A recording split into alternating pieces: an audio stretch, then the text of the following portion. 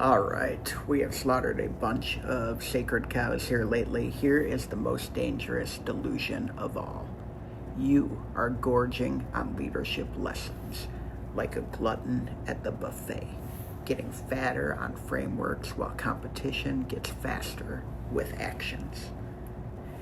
If you have issues with perpetual preparation, terminal theorizing, and hiding behind continuous learning while competitors capture your customers, this is an episode for you. You will discover why leadership development is corporate cosplay, how the knowing-doing gap became the Grand Canyon, and how the leadership liberation protocol that will help you declare war on your own sophisticated stagnation. Get ready. This is the Stagnation Assassin Show with Todd Hagopian. Picture this pathetic parade. Right now, in companies all over the country, executives are collecting credentials like Pokemon cards. They are leadership junkies, jonesing for their next fix of frameworks. They've got more certificates than a doctor's office and less leadership ability than a substitute teacher. Here is the brutal business bloodbath by the numbers. The average executive devours dozens of business books annually. They sit through seminars like a professional student. They complete courses like they're collecting stamps. Yet 82% of organizations report that their leadership pipeline is bone dry. You know why?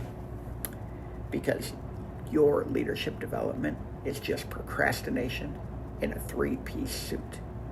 You're not becoming a leader, you're becoming a leadership librarian. And libraries don't win wars. I watched a Fortune 500 executive credentials cascading down his wall like corporate confetti, literally paralyzed, facing his first firing. He could quote every leadership luminary from Drucker to Deming, but couldn't deliver one difficult decision. Another CEO I read about had every elite executive education possible: Harvard, Wharton, INSEAD, the academic alphabet soup of success. His company was flatlining faster than a failed EKG because he couldn't make moves without a committee's comfort.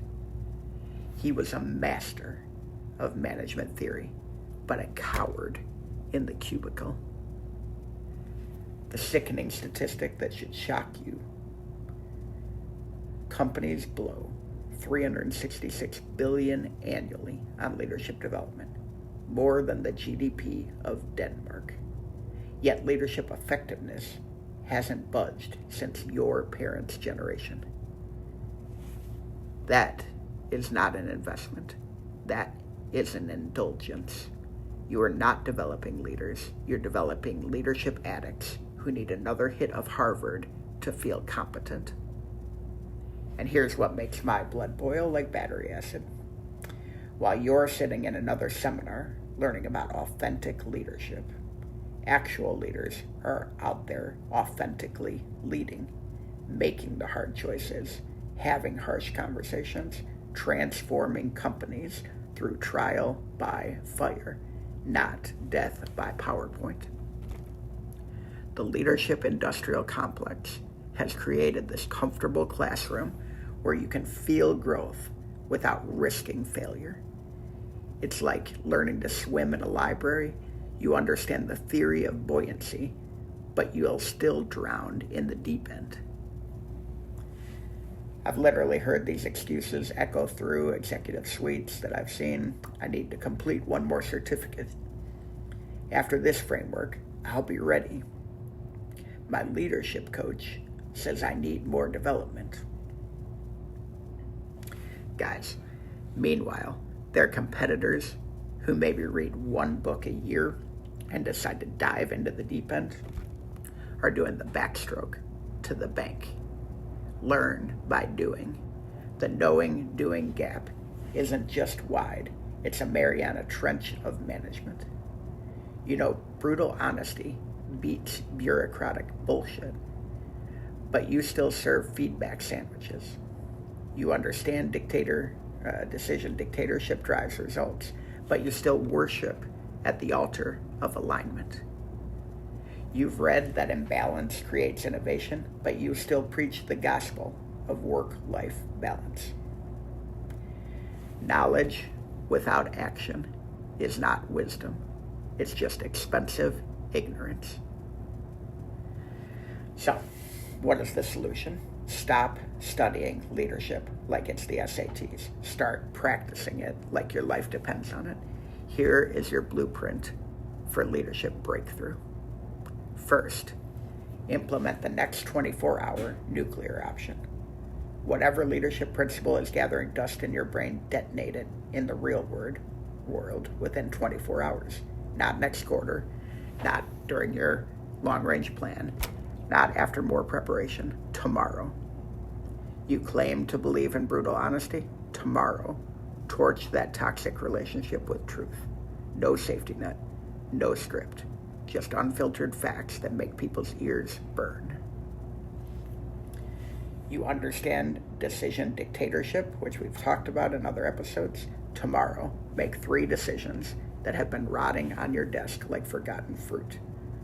No consensus required, no committee comfort, just decisive destruction of delays. You've memorized strategic imbalance, which we've talked about. Tomorrow, take a machete to your calendar and cut everything that doesn't directly drive transformation. The magic isn't in perfect execution, it's in the execution itself. When you act before you're academically approved, you develop the muscle that studying cannot simulate. Second, and this is important, you need to create failure factories. Real leadership requires real risk, the kind that makes your stomach churn and makes your shareholders sweat just a little. Set quarterly quotas for courageous crashes, not stretch goals with parachutes and padding. Real risks, where failure means something breaks. Maybe your budget, maybe your pride, definitely your comfort. When you survive, you forge unbreakable backbone. When you fail, you gain priceless perspective. Both build leaders, seminars build seat warmers. Third, practice comfort zone cremation. If you're comfortable, you are not leading, you're loitering. Leadership lives exclusively in the land of the uncomfortable. Get that? Every week, do something that makes your professional pulse pound. Deliver feedback that makes your voice shake like an earthquake. Make decisions that could detonate like dynamite. Challenge conventions that could crown you a corporate pariah. Take stands that could topple your reputation. One turnaround titan told me this: if I am not terrified twice a week, I am stealing the company's money. And that has stuck with me. Fourth, measure leadership reality, not leadership theory. Burn your bibliography of business books. Track what matters. Decisions detonated under certainty, crucial conversations completed without cushioning, transformations delivered despite resistance, and failures transformed into fuel. Real leadership shows up in results, not your reading list. And here's the counterintuitive catalyst. The best leaders are often leadership's worst students. They're too busy building to attend your boot camps. They develop through destruction and reconstruction, not instruction. They learn through launching, failing, fixing, and then launching again. That is leadership. The transformation triggers instantly the moment you stop preparing to lead and start leading actually. You become a different species, evolved through action, not education. So let's talk about how this works. This is the final frontier. We've done several of these episodes. Now we arrive at the ultimate delusion. You need another degree, another book, another guru's guidance that can transform your organization. Guys, we've all read the same 20 books. None of us are going to get ahead reading the same 20 books as everybody else. You don't need it. You already know how to revolutionize your results. What you lack is not information, it's implementation. visit www.hypomanictoolbox.com. This is to join the leadership liberation, not as another student, but as a soldier ready to wage war on weakness. Because here's the final financial fact. The world does not need more leadership scholars. It needs leaders with the stones to stop studying and start storming the castle. We have to be better leaders, folks. We don't need to read about leadership. Your leadership legacy launches with your next leap, not your next lesson. Tomorrow, do one thing that makes your corporate comfort crumble. Stop learning. Start leading. Stop performing. Stop preparing. Start performing. The revolution isn't waiting for your readiness, because leaders don't wait for perfect preparation. They jump and build their wings on the way down. Will you? It's Todd Hagopian, Stagnation Assassin Show. Enjoy and look out for the next episode.